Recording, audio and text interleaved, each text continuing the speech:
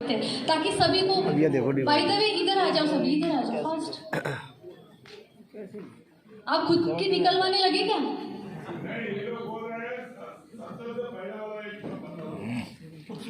सत्तर से क्या है बोलो आपका? चलो शुक्रवार को 23 अक्टूबर 66 ओके। क्या बोला पहले? 9 जनवरी।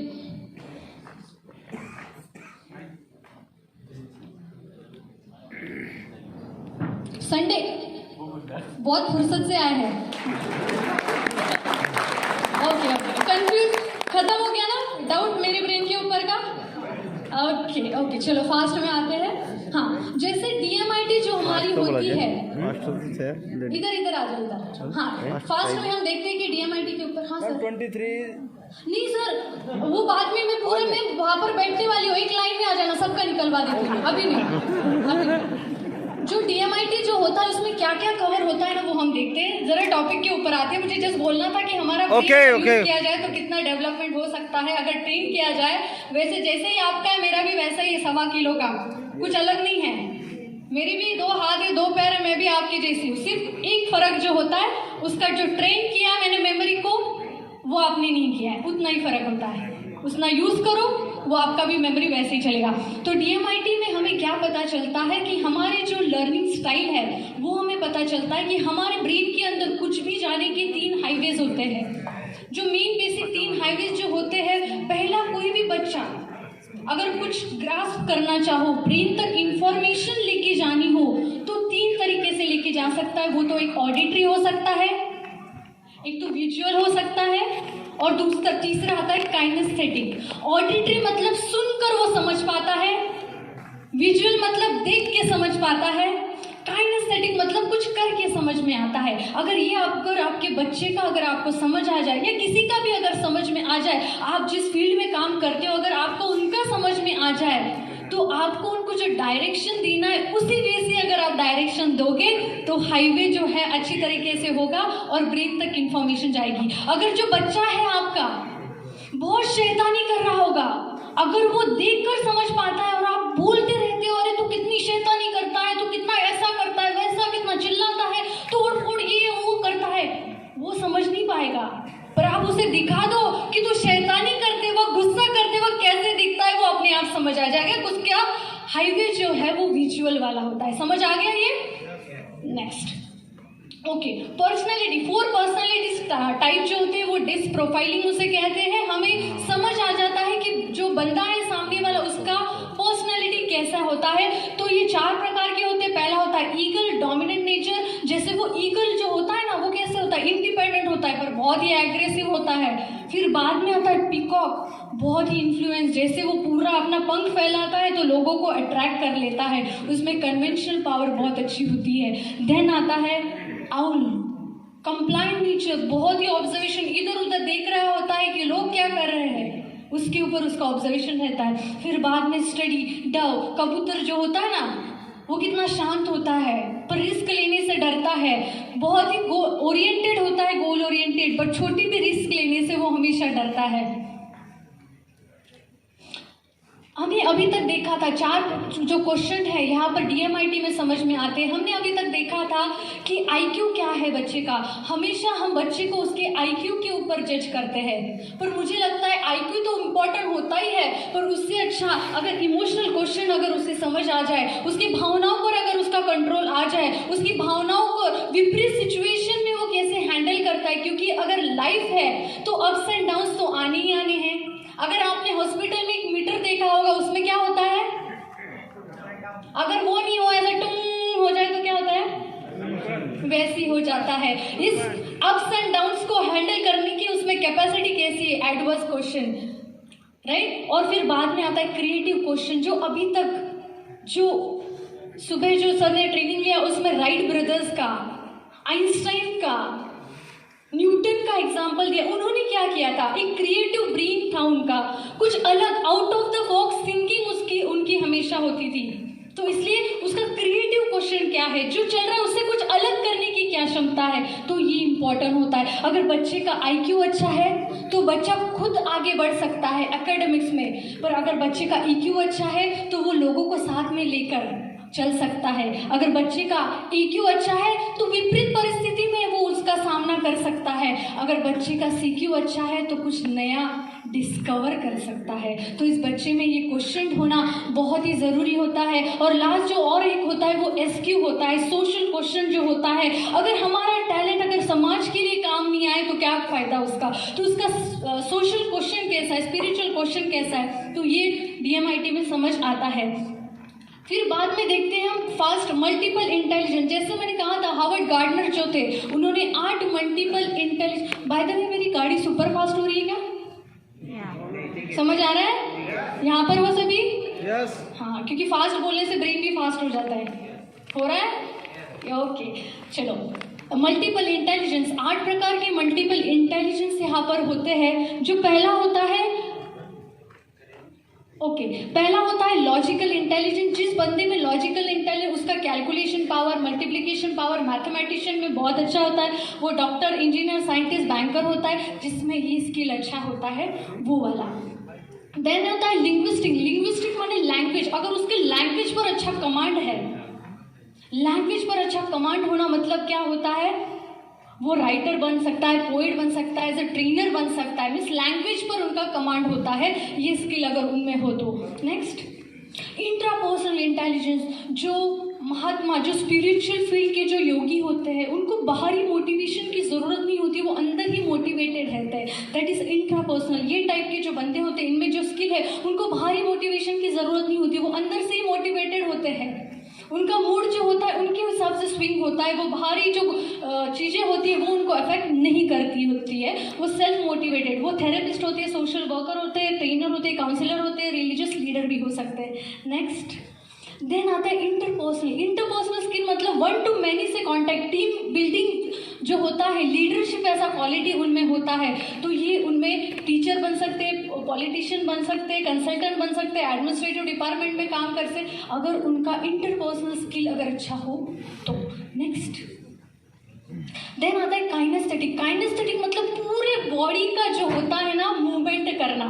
अगर मैं यहाँ पर खड़ी हूँ तो मेरा अपर बॉडी भी उतना ही हिल रहा है और लोअर भी उतना काइनेस्थेटिक। मतलब आप बॉडी को कितना, क्योंकि कुछ लोग क्या करते हैं, पसंद करते हैं कि टेबल पर काम करना पसंद करते हैं, कोई लोग क्या काम पसंद करते हैं, फील्ड पर काम करना पसंद करते हैं। जो ये काइनेस्थेटिक स्किल उनमें ज़्यादा अच्छा होता है ना, वो कभी भी टेबल पर काम करना पसंद नहीं करते हैं। वो स्पोर्ट्समैन वाले बंदे होते हैं, डांसर होते हैं, एथलेटिक्स होते हैं। Next, visual intelligence, out of the box thinking करना, कभी भी थर्ड एंगल ढूंढना कोई भी चीज़ का, तो ये होता है। जो साइंटिस्ट होते हैं, स्पेस साइंटिस्ट होते हैं, तो इनमें ये क्वालिटीज़ होती है। बाद में म्यूजिकल, जिनमें ये म्यूजिकल इंटेलिजेंस होता है। अगर आपने देखा होगा, कोई बच्चे हो या आप हो, अगर गाड़ी भी चलाना हो ना तो साउंड में, बैकग्राउंड में थोड़ा सा म्यूजिक भी बजे ना तो अच्छा लगता है। कोई बच्चा पढ़ाई करता है उसमें भी उनको लगता है कि अरे थोड़ा म्यूजिक बने तो बजे तो एनर्जी फील करता है। तो ये उनमें ये स्किल अच्छा होता है, वो म्यूजिशियन बनते हैं, सिंगर बनते हैं। नेक्स्ट, देन लास्ट में आता है नेचुरलिस्टिक। उनको वाइल्ड नेचर, जो नेचर जो होता है उनसे लगाव होता है। जो वाइल्ड लाइफ फोटोग्राफर बनते हैं, एग्रीकल्चर में आगे जाते हैं, तो ये नेचुरलिस्टिक। देन DMIT में हमें समझ आता है जैसे 8 मल्टीपल इंटेलिजेंस है, फिर बाद में हमें जो कौन सा स्ट्रीम सिलेक्ट करना है वो समझ में आता है। हमेशा 10th वाले जो बच्चे होते हैं, उनके पेरेंट्स होते हैं, वो कंफ्यूज हो जाते हैं किस डायरेक्शन में उसको प्रॉपर लेके जाना है, तो ये भी समझ में आता है। एग्जैक्टली उसको करियर ऑप्शन में क्या चूज़ करना है वो भी समझ में आता है। और प्रिस्क्रिप्शन में हम रेमेडीज भी देते हैं, क्योंकि बताते हैं कि ये कमी है पर ये कमी को कैसे सुधारा जाए, ये पार्ट आता है काउंसिलर का। नेक्स्ट, DMIT जो बेनिफिट होती है, हर एक एज ग्रुप में बेनिफिट उसका होता है। आप चिल्ड्रन मान लो, स्टूडेंट मान लो, अडल्ट, टीचर, कॉर्पोरेट्स में सभी जगह DMIT का यूज होता है। पहला हाँ, ये जो मैंने अभी तक जो बताया, मैंने 8 मल्टीपल इंटेलिजेंस, लर्निंग स्टाइल बताए, क्वेश्चन बताए, ये जो DMIT में सब कुछ कवर होता है। एक करियर समझ में आता है कि क्या करना है, ये सब कुछ समझ में आता है। फिर बाद में अगर बच्चे का, अगर आपको टैलेंट अगर समझ में आ जाए, एक कम एज में अगर समझ में आ जाए, तो आप उसको कितना उज्जवल भविष्य दे सकते हो। एक एग्जाम्पल के तौर पर मैंने देखा है, तन्मय बख्शी करके है, जिन्होंने 13 इयर्स की उम्र में उन्होंने एप्लीकेशन डेवलपर बन गए हैं वो। देन अर्कित जयसवाल है, 7 इयर्स के थे तब उन्होंने सर्जरी किया था। देन आयशा अजीज, उन्होंने लिटिल पायलट करके 16 एज में उन्होंने लाइसेंस दिलाया था पायलट का। देन आता है अरविंद, उन्होंने चेस चैंपियन बन चुके थे। देन रुपेन, वो साइबर सिक्योरिटी और एप्लीकेशन डेवलपमेंट। अगर बच्चे का अगर टैलेंट आपको समझ में आ जाए ना, अगर आपको दिशा उसकी समझ में आ जाए ना, तो क्या हो सकता है उसमें आप डेवलपमेंट भी कर सकते हो उसकी। अगर एक पानी का बूंद अगर आसमान से नीचे आता है, जब आप उसको हथेली में लेते हो तब आप उसको पी सकते हो। वही पानी का बूंद अगर गटर में एक नाली में गिर जाए तो आप पैरों पर भी नहीं लोगे वो। वही पानी का बूंद अगर कमल के पत्तों पर आ जाए ना, तो सूरज की रोशनी से वो मोती जैसे चमक उठते हैं, और कुछ देर बाद हवा आने पर उसकी जो वो नष्ट हो जाते हैं। फिर बाद में वही पानी का बूंद अगर गर्म तवा जो होता है, पैन जो होता है, उसके ऊपर गिरे ना, तो उसका अस्तित्व जो होता है वो नष्ट हो जाता है। और वही पानी का बूंद अगर सीप में गिरे ना, तो उसका मोती हो सकता है। कहाँ गिरना है, किस डायरेक्शन में जाना है ना आपको, ये हमें तय करना है, आपको बच्चों को देना है। ये सभी चीज़ें जो होती है DMIT में कवर होती है। इसलिए आप हो या आपके बच्चे हो, सभी यूनिक है, सभी को यूनिक समझना है, सभी के अंदर यूनिक टैलेंट है, सभी का मोल उतना ही है, हमारी सभी की इम्पोर्टेंस भी उतनी ही है। आपको पता है सोने की कीमत चांदी से ज़्यादा होती है, हीरे की कीमत सोने से ज़्यादा, कोहिनूर की कीमत हीरे से ज़्यादा। क्यों होता है ऐसा? जो कम इसमें मिलता है, क्वांटिटी में मिलता है, उसकी कीमत क्या हो जाती है? ज़्यादा हो जाती है। क्या आप जैसा इंसान आपने कहीं देखा है? तो आपकी कीमत कितनी है? तो आपके यूनिक टैलेंट को जानिए और उसे विकसित कीजिए और आगे बढ़िए, और आपके बच्चों को भी ये करवाइए। मैं पूछना चाहती हूँ, एक क्वेश्चन है मेरा लास्ट में, are you investing on your child और इन योर चाइल्ड? क्या है जवाब आपका? अगर आपसे दूसरा क्वेश्चन पूछा जाए ना कि आप बच्चों के लिए क्या करना चाहते हो, तो मटेरियलिस्टिक गोल आप दोगे, मटेरियलिस्टिक गोल आप दोगे कि मैं बच्चों के लिए अच्छा गाड़ी, अच्छा बंगला, अच्छा प्रॉपर्टी कमाना चाहता हूँ, उसको अच्छा ब्रांडेड स्कूल में डालना चाहता हूँ, उसको ट्यूशन, उसको अच्छे कपड़े दिलाना चाहता हूँ। ये कौन सा होता है बताए? On your child, on your child. Most of the parents क्या करते हैं बताए? बच्चे के जो दिमाग के नीचे का हिस्सा है उस पर 90% खर्च करते, बल्कि वो 10% इम्पोर्टेंट होता है। जो 90% इम्पोर्टेंट जो ब्रेन होता है ना, उसके ऊपर हम खर्च नहीं करते हैं।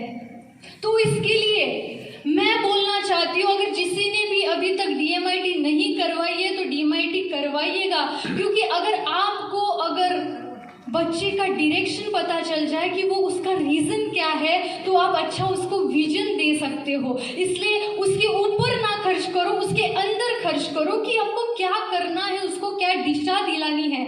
आपने जो कमाया है ना, आप बच्चों को छोड़ के जाओगे, पर उसका यूज़ कितना होगा ये नहीं इम्पोर्टेंट है, लाइक वो उसका कितना यूज़ कर पाएगा। पर अगर इन योर चाइल्ड, अगर ब्रेन के ऊपर आप खर्चा करोगे ना, तो आपसे भी वो डेवलप हो सकता है। इसलिए आपको क्या करना है वो इम्पोर्टेंट है। एक छोटी प्रोसीजर बता देती हूँ, अगर आपको किसी को DMIT करवानी है तो आप इंक्वायरी करिए। उसका फिंगरप्रिंट स्कैन होता है, एक स्कैनर होता है, इससे हमारी जो 10 उंगलियां होती है, हर एक उंगली की जो हर एक फिंगर है उसकी 3 बार स्कैनिंग की जाती है, फिर बाद में उसका एनालिसिस किया जाता है, देन रिपोर्ट जनरेट होती है, और फिर बाद में आता है काउंसिलर का रोल आता है।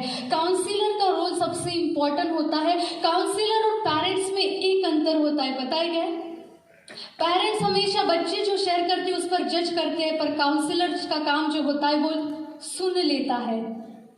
इससे जो आधा जो बच्चे को कन्विंस करना है, उसको दिशा देना है ना, उसकी तरफ से ही समझ आ जाता है। इसलिए काउंसलर का रोल बहुत ही इम्पोर्टेंट होता है। तो ये शॉर्ट में ऐसी प्रोसीजर होती है कि आप DMIT को कैसे कर सकते हो। तो समझ आ गया DMIT क्या है, कैसा है?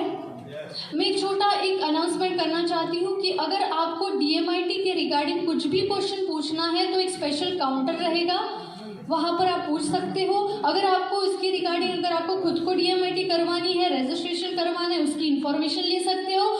दूसरी बात ऐसी है कि अगर आप अभी तक मुझे सुना है जूम पर, अगर आप लाइव सुनना चाहते हो तो आपके जो स्टेट है उसमें भी हम जो हमारी पूरी टीम है आपके स्टेट में आएगी और लाइव सेशन हम ऑर्गेनाइज करेंगे। अगर कोई बंदा चाहता है कि हमारे स्टेट में ये लाइव सेशन अरेंज हो तो उसका भी इंफॉर्मेशन आप दे सकते हो। तो समझ आ गया। अभी तक का जो हमारा काम चल रहा है, DMIT के 519 सेंटर्स अभी तक हो चुके हैं। ट्रेनिंग प्रोग्राम्स जो होते हैं हमारे, ट्रेनिंग 54 ट्रेनिंग्स हो चुके हैं। हमारे DMIT जो ट्रेनर्स है वो 28 है संस्था में, और आगे भी बहुत सारा डेवलपमेंट हम और ला रहे हैं, उसके ऊपर थिंक ओवर कर रहे हैं। अगर आपका साथ मिल जाए तो हम और भी उसमें डेवलपमेंट कर सकते हैं। तो मुझे लगता है कि आपको DMIT के बारे में सब कुछ क्लियर हो गया है। मोर इन्फॉर्मेशन के लिए मुझे कांटेक्ट कर सकते हैं। मैं लास्ट में एक ही बोलना चाहती हूँ, हो गई है पीर पर्वत सी पिघलनी चाहिए, इस हिमालय से कोई गंगा निकलनी चाहिए।